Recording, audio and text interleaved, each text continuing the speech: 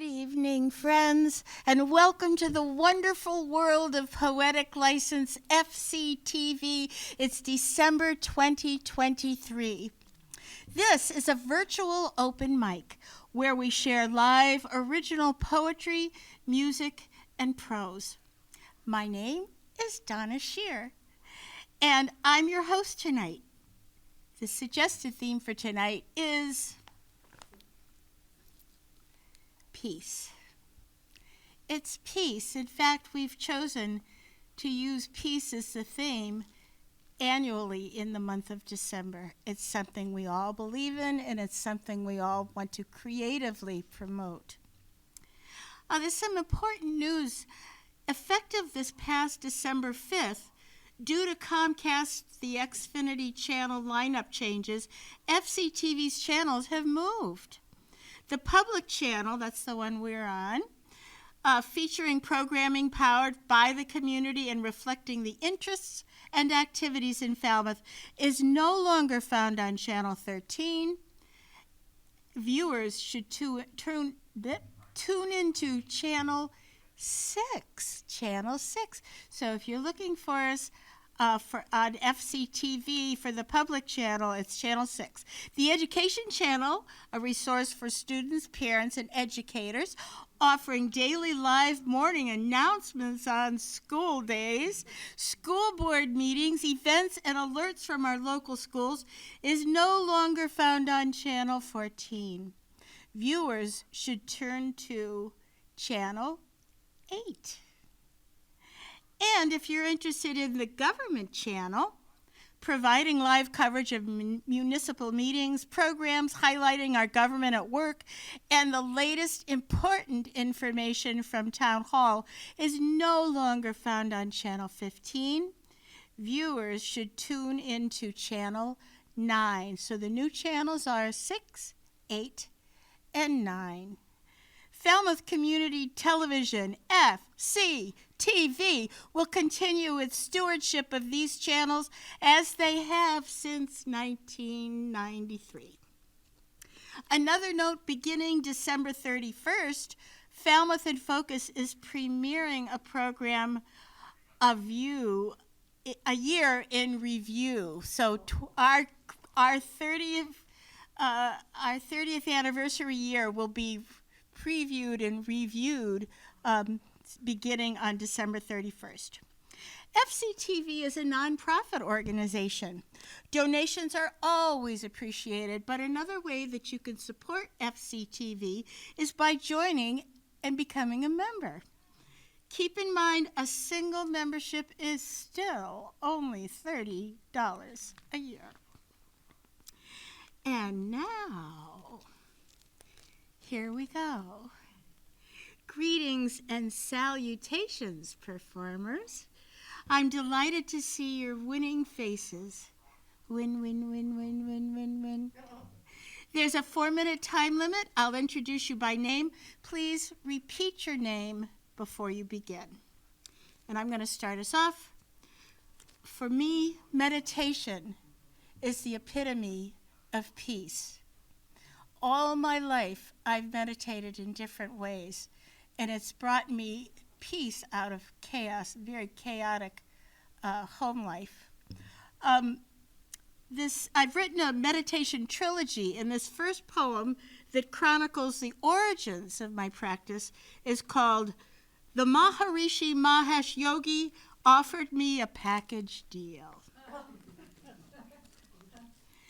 The Maharishi Mahesh Yogi offered me a package deal because I love George Harrison. I love the Maharishi. I sit, flower child, drawn to drama, on a soft cushion before an altar dedicated to the 5 senses. Sweet grass bowl of fluorescent oranges, smoky tang of incense, flicker of candles, and the deep-throated hum of a silent mantra. But my immature consciousness cannot let go. It may take a lifetime mastering how to fall down that still, deep well and free fall into the moment. That was poem 1 of the trilogy. This is the second one. This is about my midlife career in practice. It's called Meditation Illumination. Think of the body, a celestial pinball machine whose central column of light glows like an Eiffel Tower shimmering against an inner sky. Think of the brain, firelight launching fireflies, radiant angels, halos ablaze, polish out dis-ease with rags of mercy. Let the mind map constellations on interior walls until the whole soul has been renamed, present in peace. And I'll save the third one for the end of the evening. Okay, let's see. I left my roster on that chair. I'll bring it. Thank you so much. It's nice to have an attentive audience. Oh, Christine Foisey. Christine Foisey, who was my chauffeur tonight. I'm so happy. I know she has a beautiful piece to perform tonight. So come on up, Christine.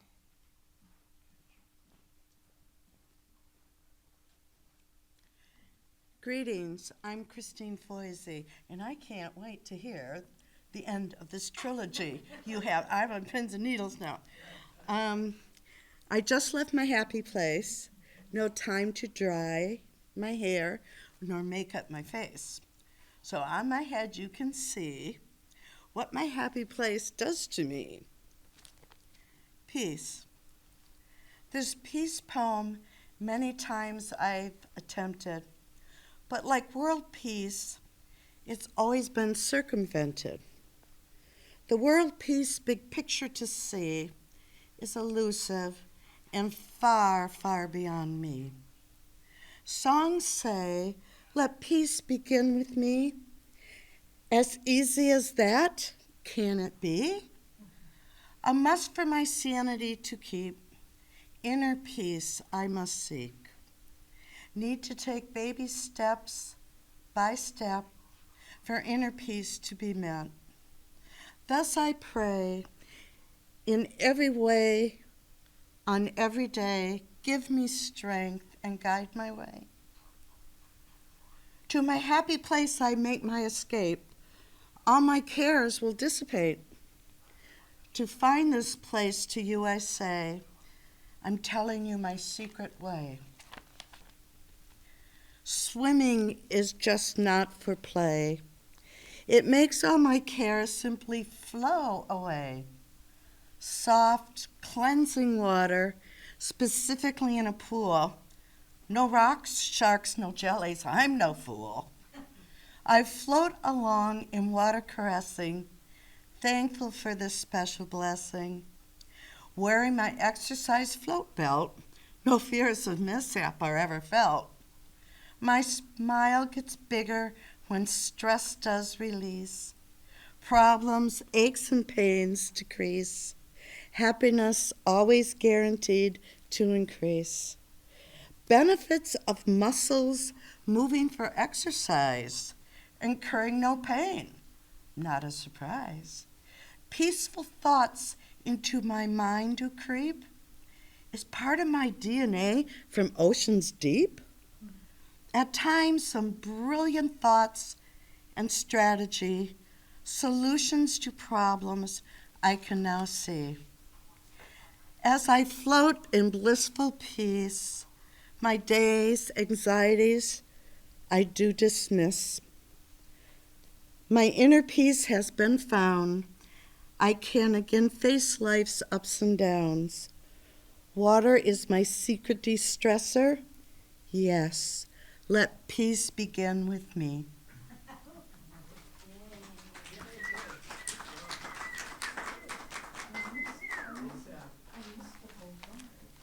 Thank you so much, Chris. She was really, really invested in this piece that she was going to read tonight because she just came from swimming class. Her hair was still wet. That's where her happy place is, and that's letting peace begin with her. Thank you so much. And now, for a different style, John Jackson.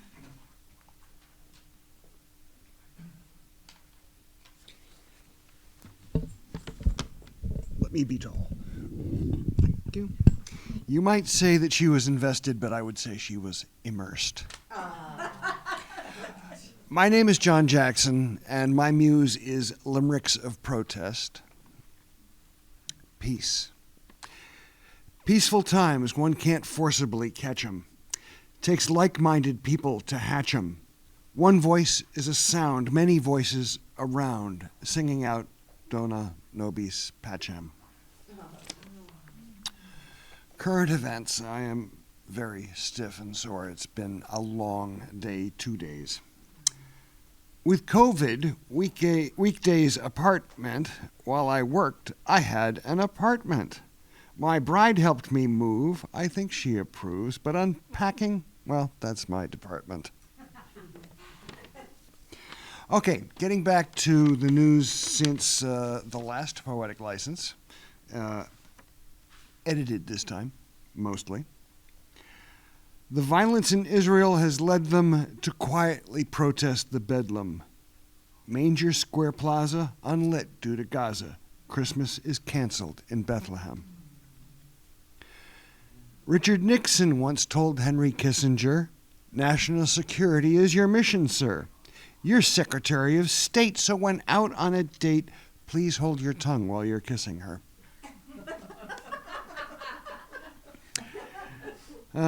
Shall I vote for you? You'd think they were setting their sights on folks using their voting rights, but the MAGA solution from the Constitution, voting men are landowning whites. By George.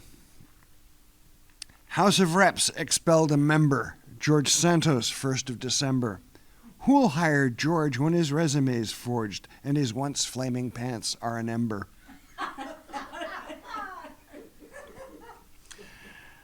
Not a dictator, except for day one. And then what? He'll step down? He's done? Won't he give a sermon against all the vermin? Day one just won't be enough fun. Giuliani is one of those guys, thinks justice can be weaponized. But justice is blind, and Rudy's been fined for the telling of weaponized lies.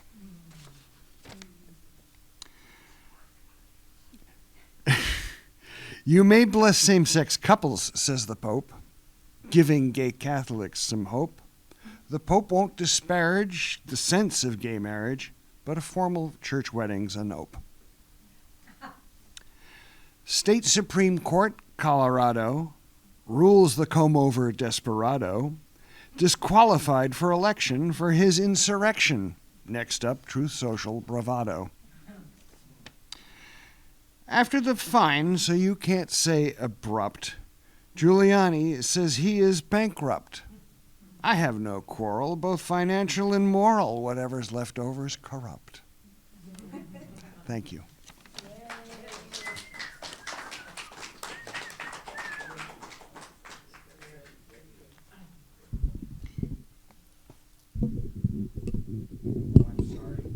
That's okay. It's my job. Thanks, John. Like-minded people hatching peace all over the world. I like that image. And you certainly had fertile soil from the last month to pick things to talk about. So thank you for the update.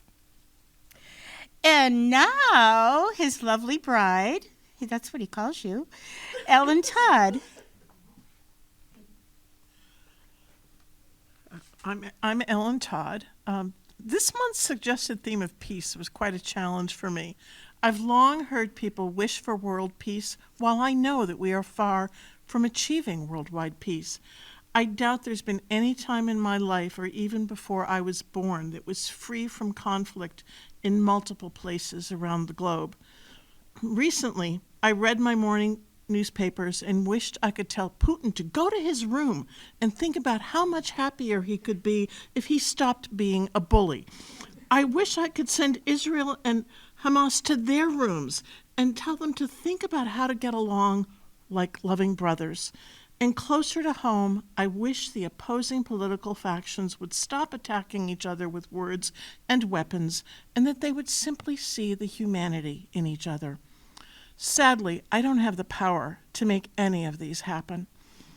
At times, these conflicts in the U.S. and across the globe cause anxiety in myself and among friends and family. I've had some of them refuse to talk about the state of politics, even when we know that we agree about the issues and the people. I've learned that I need to foster a sense of inner peace so that I can enjoy being with other people and so that they can enjoy being with me. This isn't always easy. Many of my friends, like Donna, use meditation to achieve inner tranquility. I'm not successful at that. Meditation simply makes me fall asleep, usually in an awkward position, so I ache afterwards.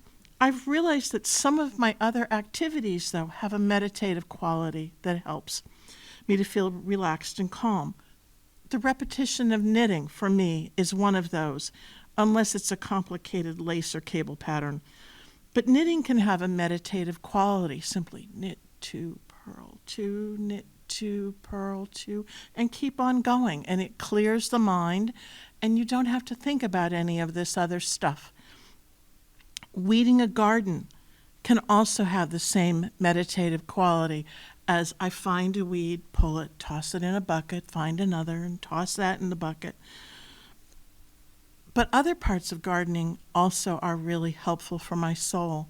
I've had times that I've been feeling angry or a lot of anxiety or some other negative emotion, and I go out and I get my hands deep into the dirt, bare hands, and I can just feel all those emotions just flowing out of my fingertips into the soil, leaving me with a sense of peace.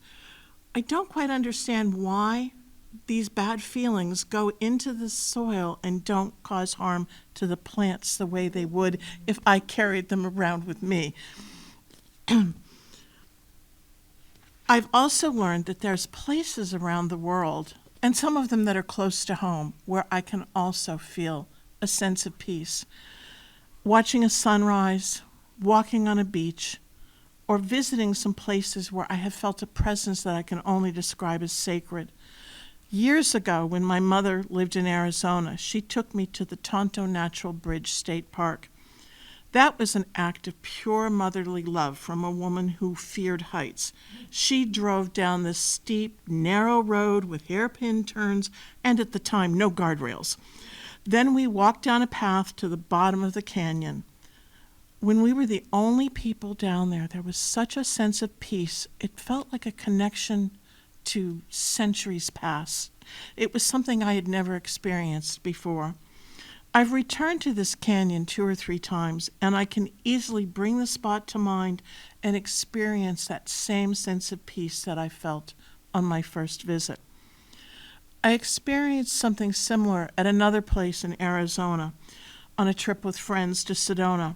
One of our friends had recently begun to explore spirituality and healing on his path to recovery. He was intent on experiencing the vortices that are felt by some people in Sedona. To his dismay, he never experienced a thing there. Perhaps he was trying too hard? I was skeptical of the whole idea and was taken by surprise when, lagging behind, photographing wildflowers, as I always do, I rounded Bell Rock, and all of a sudden, I felt that same unexplained sense of calm and peace. Rather than catching up with my husband and the other couple, I had to stop and simply feel. I have felt things like that close to home. I'm not going to share where they are. Some of them are on private property. But I suspect there are many places throughout the world where the barrier thins between our world and some other place. I don't understand it, but I'm happy to have had these sudden and unexpected moments of peace. I'll close with a poem that I recently ran across from A Course in Miracles, which is published by the Foundation for Inner Peace. I never knew such a place existed. There is a silence into which the world cannot intrude.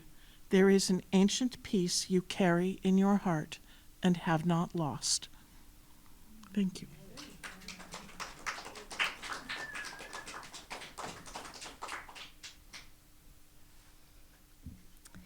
Thank you, Ellen, my soul sister. I love the idea of sending all the national and international bullies to their rooms. And think about it. Don't come out until you do.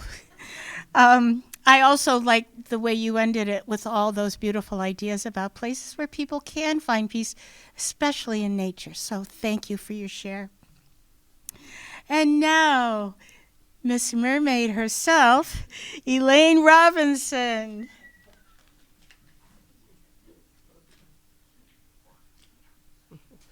I'm Elaine Robinson, and as you stated, normally I write a lot about mermaids and seahorses, themes for some reason I can't get out of. Tonight I'm dealing with a third topic, okay, that I also for some reason write a lot about. I write a lot about Bigfoot, and most people know about Bigfoot. He's North America's most popular primate, okay? Some people have seen him, most of us have not, but supposedly he's still there. And usually I read a poem, write poetry, but this is a story, and this is a Christmas story about Bigfoot. This is a Bigfoot carol. The big ape grumbles to himself as he ambles to his cave. Light snow falls, and he looks downward as he passes birds singing and squirrels scurrying through the forest. He mumbles to himself, "It's that time of year again. It's too much for me. I'm looking forward to spending Christmas all by myself."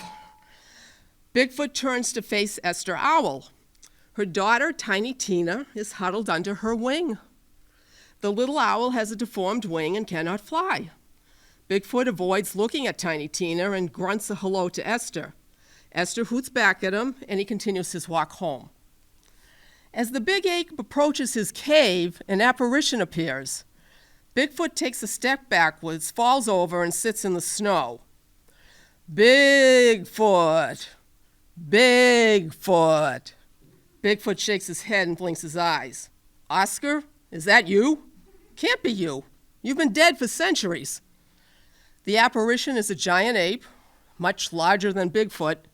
He is Australopithecus, the gigantic ape that lived in prehistoric times. "Bigfoot, I have returned to this earth. I have come to warn you." The apparition takes Bigfoot's hand and helps him stand up. Bigfoot shakes snow off himself. "Warn me? For what? I am heading home for Christmas. Let me sleep." "My friend, you are way too self-centered. Tonight you will be visited by 3 ghosts. Listen, pay heed to what they show you." "Oh, great. I can't rest for a change? This is weird. That salmon I consumed must have toxic waste in it, and I'm having hallucinations. Oscar was a big slob who talked to everyone all day long. This can't be real." The apparition grows larger and growls at the unbelieving primate. "You are warned, my friend. Change your attitude." Bigfoot shakes his head. He walks into his cave where he lies down and falls fast asleep. At the stroke of midnight, he wakes up. In front of him stands Foster, a hermit Bigfoot befriended many years ago. He is a skinny man with a long white beard. He grins a wide, toothless smile. "Come on, old buddy, get up. We have something to see." Bigfoot jumps up. He is actually glad to see the old hermit. "Foster, is it really you?" Foster runs over to Bigfoot and slaps him on the back. "It is sure great to see you, my big hairy friend." He takes Bigfoot's hand and leads him out of the cave. Bigfoot sees his parents and the rest of his tribe. He is a young ape sitting next to other juvenile Bigfoots. Warm feelings take over and he wants to join his family. Foster steps in front of him. "What do you see, my friend?" "I see my family." We had such good times. Foster strokes his beard. What else do you see? Bigfoot is puzzled. Look closer, there's more to see. I see a few rabbits, raccoons, some blue jays. Foster interrupts him. Yes, you see others. Your parents always invited others to special holidays like Christmas. The scene is comforting and Bigfoot wants to remain with his family, but the scene fades and he's back in his cave. Foster stands in front of him, smiles, and waves goodbye as he disappears. Bigfoot returns to bed and hopes he is dreaming. At 1 a.m, he is awake again, and there is a bobcat in front of him. He is dressed like a king, wearing a crown and a purple robe outlined in gold. He is smiling, showing a set of sparkling white teeth. He doesn't speak, he meows. Meow, meow, meow. Bigfoot shakes his head. The bobcat extends his paw. Bigfoot takes it and the two fly through the air. They fly over trees, lakes, and rivers. They land in a clearing. It is Christmas present. Esther Owl and Tiny Tina sit next to several wolves, foxes, raccoons, squirrels, bears, and many other animals of the forest. Many of them usually do not get along, but they all appear to be enjoying themselves. The animals sing a round of Ode to Joy before devouring a feast of berries and yummy treats. Tiny Tina does a dance despite her malformed wing. She is happy and excited. The bobcat looks at Bigfoot, who is surveying the scene. Everyone is enjoying themselves. Bigfoot would like to participate in the festivities, but he knows he is an observer. His heart feels joy and happiness as he watches the gathering. He is especially taken by Tiny Tina, who is dancing and hooting. A fox wanders over to Esther, her mother. This is such a fun day. I am glad that old fart Bigfoot decided to remain in his cave. Who needs a giant cranky hairball to ruin Christmas? Esther laughs. He probably has reason to be cranky. We should have invited him. The fox and the other animals laugh. Bigfoot frowns. He faces the bobcat. This is not true. I am fun to be around. I am entitled to be grouchy now and then. The bobcat shrugs his shoulders. He waves a paw, and the two of them are back in Bigfoot's cave. The bobcat fades away, and Bigfoot falls asleep. The clock strikes 3, and Bigfoot wakes to a dark form hovering over him. She is a female Bigfoot wearing a dark robe. There is an uncomfortable feeling around her. She points to the entrance of the cave. Bigfoot follows her. Outside the cave, the forest is partially destroyed. There is a foul odor in the air. Bigfoot blinks his eyes. This is not right. The apparition motions for Bigfoot to follow her. They fly through the black forest and arrive at a clearing. Again, Bigfoot feels this is not right. The female Bigfoot points in another direction. Several hunters are sitting around a fire. They have captured Bigfoot, and he is tied to a tree. Bigfoot groans, "This is awful." He falls to his knees and begins to weep, but finds himself back in his cave. His friend, Hairyfoot, a large fluffy Persian cat, is staring at him. The cat pokes him with a paw and points to the entrance of the cave. Hairyfoot's human steps out of her hot air balloon. "Merry Christmas, you big ape. Come celebrate with us. I made some apple pie and Christmas cookies." Bigfoot is relieved. No scary scenes, no weird ghosts. He motions for the cat and human to follow him. Hairyfoot's human is a veterinarian, and Bigfoot knows who needs her skills. He leads them to Esther's tree. He hoots and she peeks out of her hole.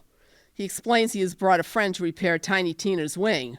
Tiny Tina peeks out from behind her mother's wing.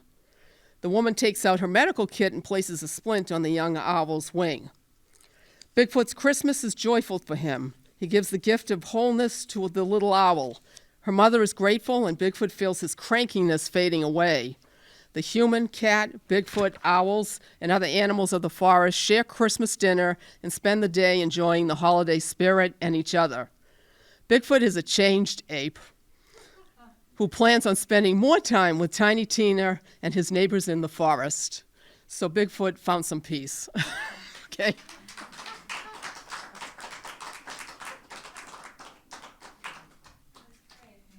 Thank you, Elaine. So, thanks to Charles Dickens and Dr. Seuss, it appears that every good Christmas tale seems to need a villainous crank who repents. So thank you for that tradition. Patricia Austin. We started the evening out talking about peace. Yes, we did. Different scale. It's a different scale. Righty. My name is Patricia Austin, and I have 4 short poems tonight for peace. When the needs of living things, which emanate from the source of living, supersede the greed and fearful strings of those who jealously control giving, then in this world there may appear for peace a space emanating from the source of grace.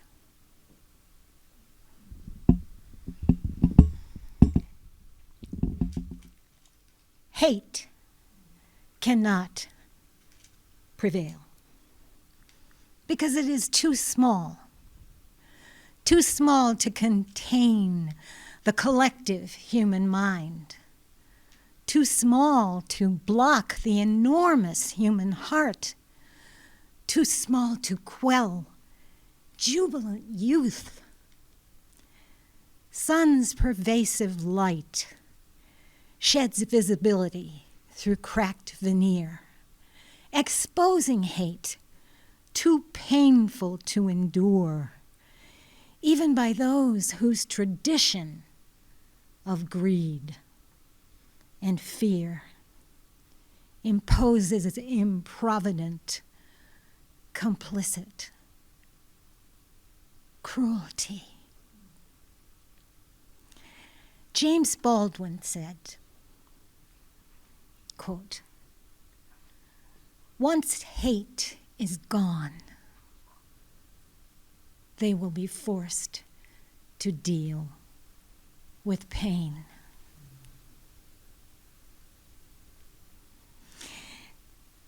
Last week on Thursday was actually, if we'd met on that Thursday of the month, it was the winter solstice. And so this is called Winter Solstice.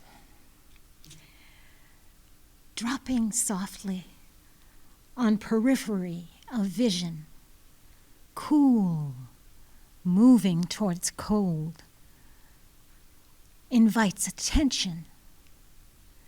Impending slowness begs holding closeness. Freedom from distraction of overlapping action. Quiet, cold, and warm together.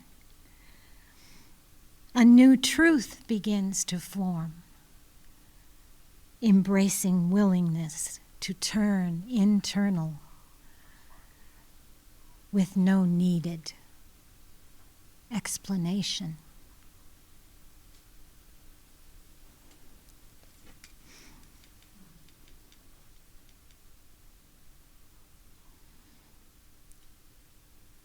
Through suffering and death, quietus of loving beauty, the smile of softness is born. Woman is the horizon. When woman's voice rings out above the torment, the song of the earth will begin.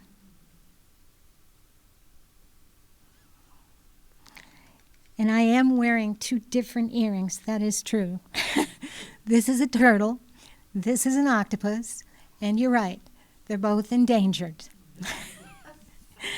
And so all I would say is may all of us and every living thing on this earth have a happy new year. Thank you.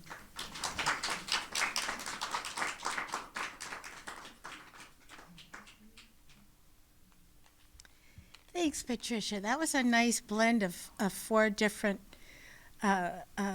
especially I love the solstice poem, and I always wonder why we don't celebrate that more because it's an important day. Also, ending up with the Song of the Earth on the last one is going to ring in my ears for the rest of the night. Let's see. I can't say an old friend because she's not old, but Linda Steele is here tonight, and I'm so happy she is. I actually have to put this up a little. Okay. Thank you, Donna. So peace for me really comes from walking, paying attention to nature, writing and observing the ocean. So these poems don't include the word peace, but they come from that practice. Okay. There are 3 different ones, all under 4 minutes total. Rooting for a blue jay. Blue jay's time in silence and solitude does not divide her from her world. She swoops in with a teasing jeer, teaching me about my world. Friends wonder why I am content to go alone or pause to enter a new relationship. Crow, robin, and wren watch blue jay from afar. Is she friend or foe? Then something in me shifts. Fascinated by her intelligence and freedom, captivated by her blue, black, and white coat, her confidence says, it's okay to wander alone. And I am rooting for blue jay. I whisper thank you to crow, robin, and wren for their curiosity, and to blue jay for her wisdom. Her presence teaches me that my time spent alone does not divide me from my world, and I am rooting for her. That's the end of that one.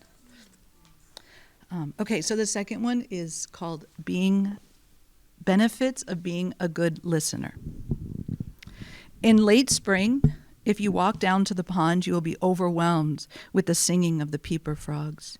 As you get close and your sneakers make that crinkling sound on the leaves below your feet, the frogs may get real quiet for a moment or two, then start right back up again with their noisy serenade.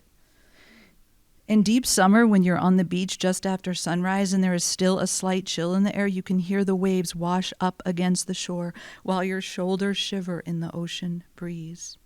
In the fall, when school starts up again and you head down to the beach just after lunch, you'll hear your own thoughts again. In the winter, when it gets dark early and you turn your face to the ocean as the moon is dangling low and large in the sky before you, the only thing you hear turns out to be your own beating heart. And this one is real new, so I'm going to try. This one's called Scattered. And I wrote it, it was an experience I had walking the beach last week after a storm. Scattered. The strong winds blew heavy and sand across the dunes. Sprinkled like wildfire and slivers of dust fan your face and shoulders as you walk. The swiftly moving sand looked like ashes sprinkled out over the sea. And all I could think about was 1 year ago today, my friend Claire died. The remnants of her once vibrant and charming life became bits and pieces scattered over the many lives she touched. Her husband said, everything is scattered now. She kept everyone together. Her passion for Christmas, friends, and family did not vanish into thin air, though. They were carried then, sprinkled over the lives and hearts of those she left behind. The way the sand blows and new dunes are formed. The shore is never the same as a new mosaic emerges. Our lives change when we lose someone we love. As I walk with the wind pelted by the sand, I think too about how Nana and Dad have been gone over 2 decades. Her laugh and his kindness. Memories so remarkably real as if Nana and Dad are walking beside me now. As the sand continues to blow across the dune like scattered ashes, reflections of what we lose emerge. And nothing is really lost when everything becomes a part of the new, like the way scattered sand changes the shore. Okay. Thank you.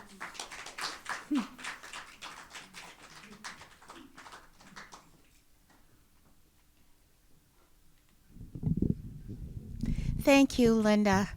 You know, as I've studied poetry over the years, time and time again, I've heard from teachers that a good, strong title is going to make people curious, want to get into the poem. You know, it could be the lead off into it, right? You know, that way. These were great titles. I especially liked Rooting for a Blue Jay. They are so obnoxiously endearing. They are so wonderful. So thank you for those beautiful, beautiful poems. Wayne Stuck got his guitar.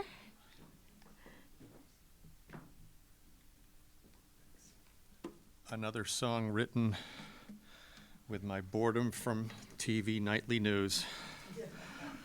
I wrote it 3 weeks ago when I was really angry. I got up from the couch and my wife just mouth opened and, "What's wrong?" And I go, "None of the channels are making me feel any better. They're all saying the same thing, and we're not moving. We're all frozen in time." So the interesting thing about this song is that I didn't tear it all up like I do all my songs one day before playing them here, even though I wrote them 3 weeks ago. This one I could leave alone. I might have fiddled with the last line. So here we go.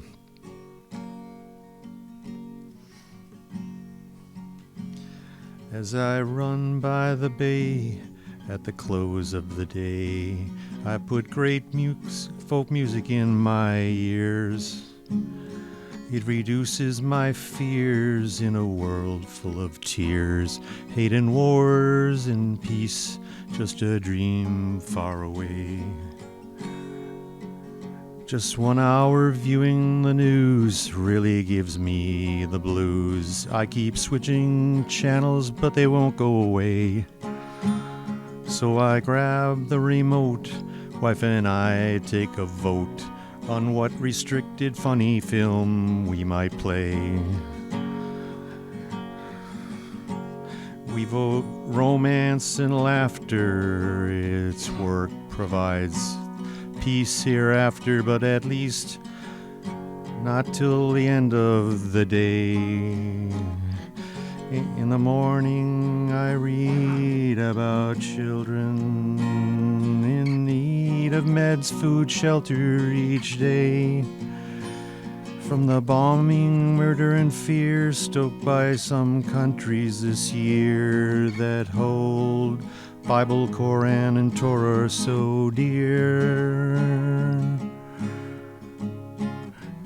So if you want to find real peace, close your eyes and meditate on the faces and family you love when you rise each day.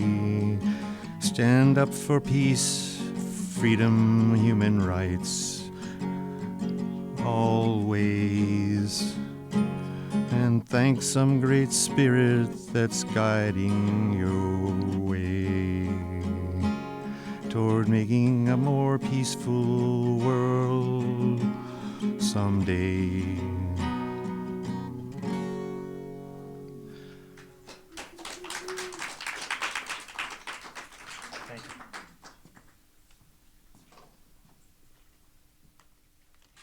Thank you, Wayne.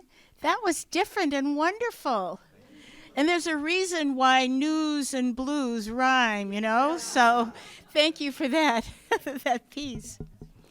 All right, well, now for something different, a new friend who has come to perform.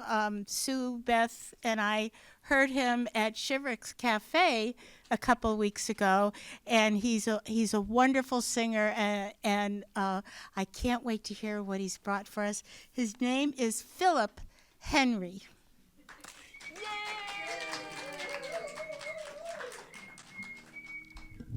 Hi, everybody. I'm going to just move this over here.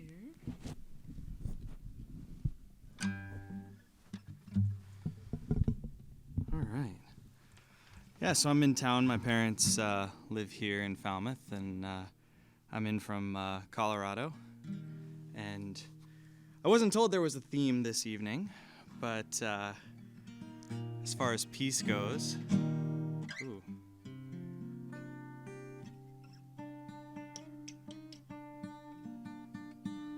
Always fun. There we go. This is a song I wrote. It's called Slow Dances with Ghosts. And we'll say it's about inner peace.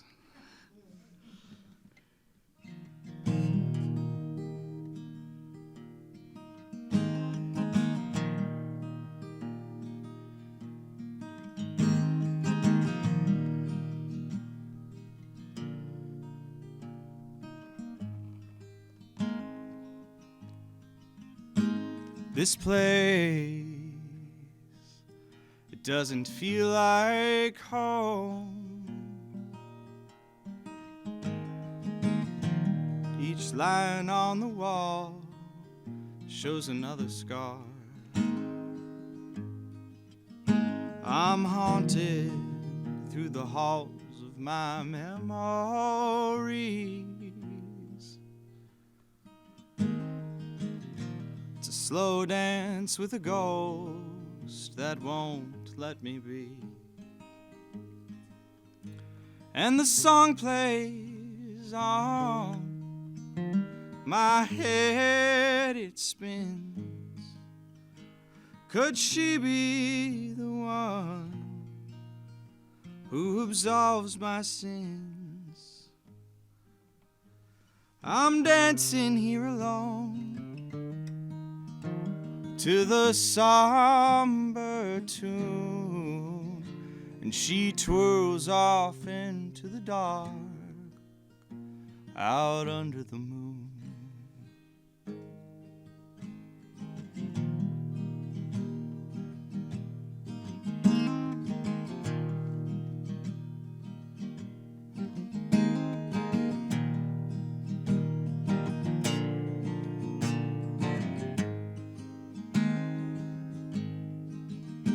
I've been searching the past for a light to shine through. The present holds me from the things that I'd do. It's the fear of loss that leaves me crippled and torn. Dance goes on, another chance gets born, and the song plays on my head, it spins. Could she be the one who absolves my sins? I'm dancing here alone to the somber tune, and she twirls off into the dark out under the moon. It's these walls built by my memories, they chase and haunt me. It's the ones I've loved and the ones that have left.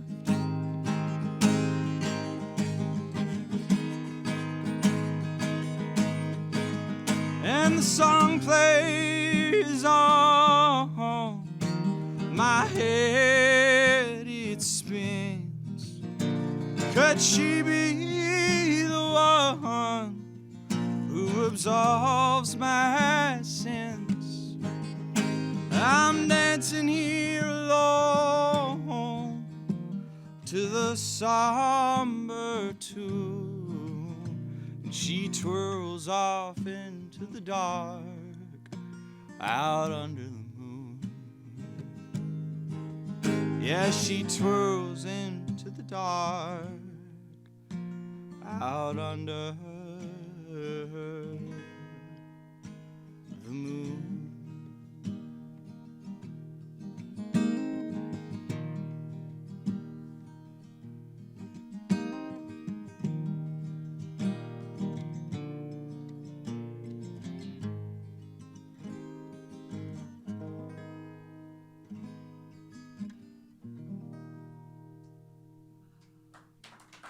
Thank you, guys. I'm Philip Henry.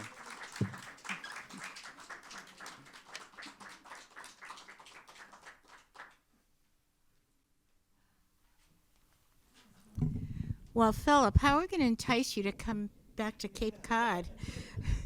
What? Unbelievable. Great title, Slow Dance with a Ghost, was it?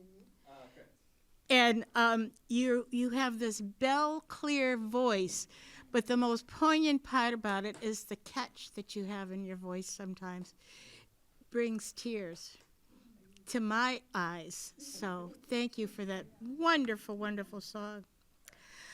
And now for the woman who was brave enough to go give Philip a sticker and got him here in the first place, and a peacemaker in her own right, that she lives the life of being a peace builder, is Sue Beth Carlson.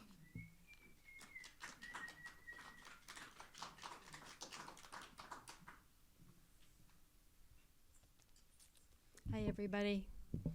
I had a tough day today. So I want to thank all of you for all your meditative music and words and irreverent words that made me laugh, because deep breath in, and I just feel so peaceful after listening to all of you. Tonight I have a sort of verbal triptych editorial and then a meditation. Peace fight.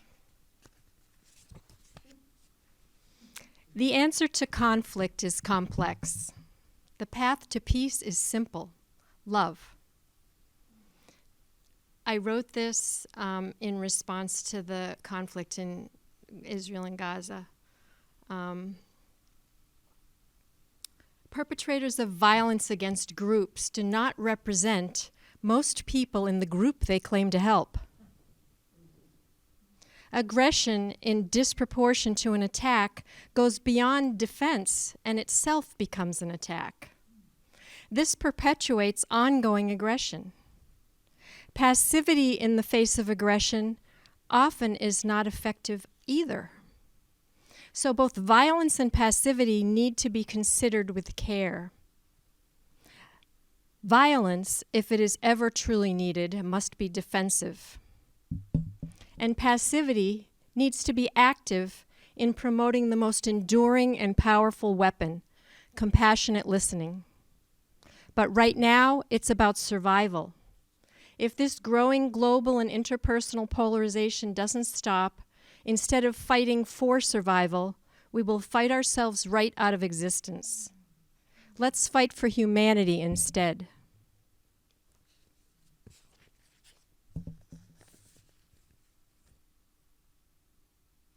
I'm the fairy of peace and hope. Sometimes my wings are under my clothes, and sometimes they pop out. After this poem, I'm going to grant you all a wish with my magic wand. These wishes always come true in their own time and when they're meant to be.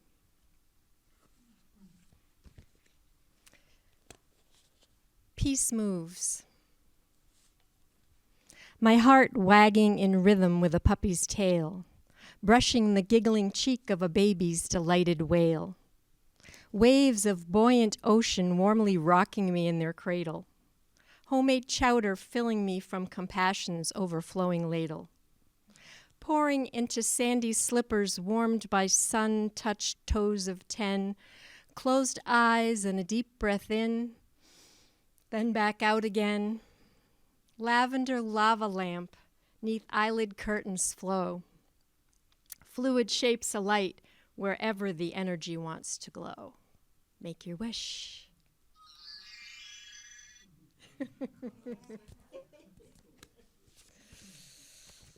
And peace waves. I often think of peace as a passive, quiet, solitary state. Yes, peace is an inside job. But what if furthering peace also involves a call to action? And it's easy to ask, what can I do to increase peace out in the world? There are waves of change upon us throughout the earth. Without change, we would all still be helpless babies aimlessly floating in a watery sea, but we are not helpless. And the waves move us, waves of water, of wind. Without change, seeds carried by waves of wind and buried deep in the earth would not push forth their buds, and those buds would not rise to open their blossoms to the light. Blossoms are delicate, but have a power you may have never imagined. Did you know that sunflowers in particular have been used in Chernobyl to transform radioactive waves in soil into nourishment for growth? Waves of violence and waves of hate are responded to with even bigger waves of love, compassion, and hope in action. That's how it is with the energy of waves. One wave affects the next, and all are even eventually connected. We each have talents that travel the waves of compassion and hope as they carry us to action. Peace happens when we enjoy the ride.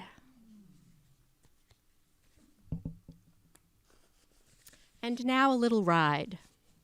This meditation came to me floating on large swells immersed in ocean music on the Ka'anapali coast of Hawaii.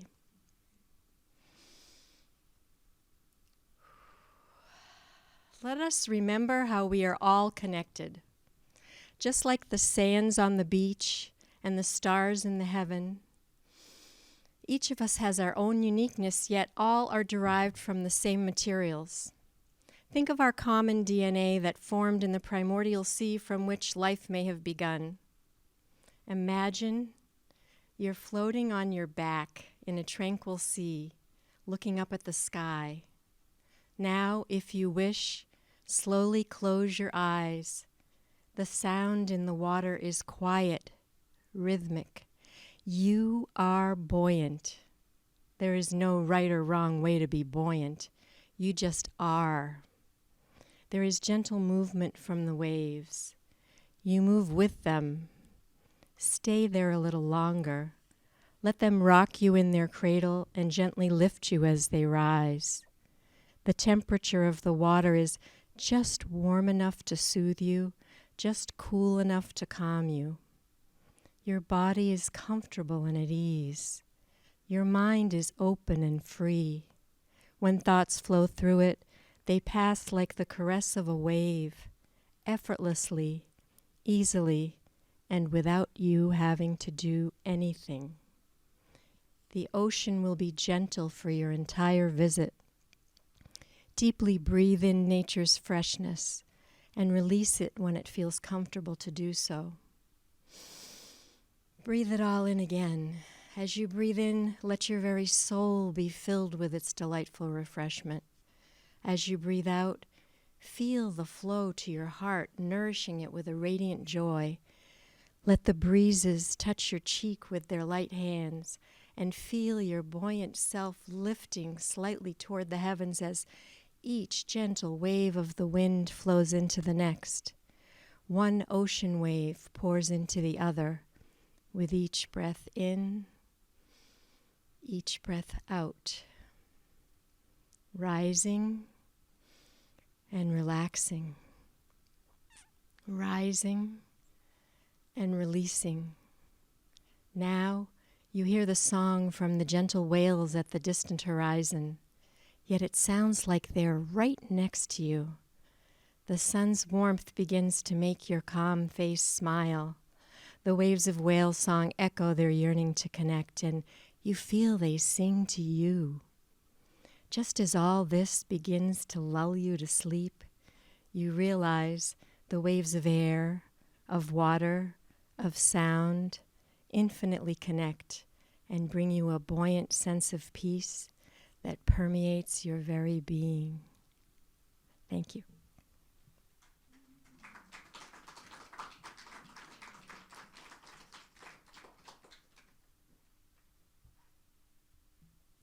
Thank you, Sue. That was so beautiful. I took a few minutes to close my eyes and go with the meditation. That was beautiful. I have a poster I made on my wall. Whatever the question, the answer is always love. And that is, the question is, how do I get peace? There you go. One size fits all. It also made me think of Judy Collins singing Farewell to Tarwathi with the whales singing in the background behind her. Maybe some of you know that release. So here we are. And thank you one and all for your compassionate listening and sharing. And I'm going to close with my third poem in the trilogy about meditation, and this has to do with my current practice. The title is There Are Doors. You're going to understand this. There are doors in the bottom of my feet. Doors with wooden frames, mustard yellow like Monet's kitchen. Doors that open downward into the earth, growing ironwood roots. I knock on these doors, looking for sanity, seeking sanctuary, far from the brain whirring along well-worn pathways. Letting feelings escape, Mother Earth murmurs pardon. I accept you. I free you. I absolve and dissolve you. Go in grace. Unfold your tent so you may be who you are.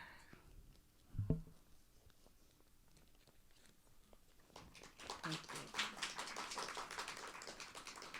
And if anybody ever wants to come and meditate with me, just let me know, okay? Let's see. This edited performance will be shown on FCTV's channel 6. Thank you. Its YouTube channel as well as via Roku and Apple TV.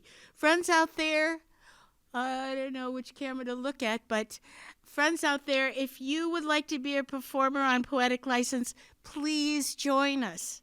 The next Poetic License is Thursday, January 25th, 2024. Oh my gosh. The suggested theme is imagination. And for those of you who like a heads up about the future, in February the theme will be kindness. You can sign up to be a performer by sending a text to our producer, Tony Sedera. His email is tony@fctv.org. Or you can simply come to the studio here on Dillingham Ave and enjoy being an audience member. Thank you again, Tony, for your wonderful help. Thanks to the camera crew for your wonderful recordings. And thank you, especially performers, for taking the time both before you come here in creating and when you get here and you do such wonderful sharings. So until we meet again, peace and shine on, everybody.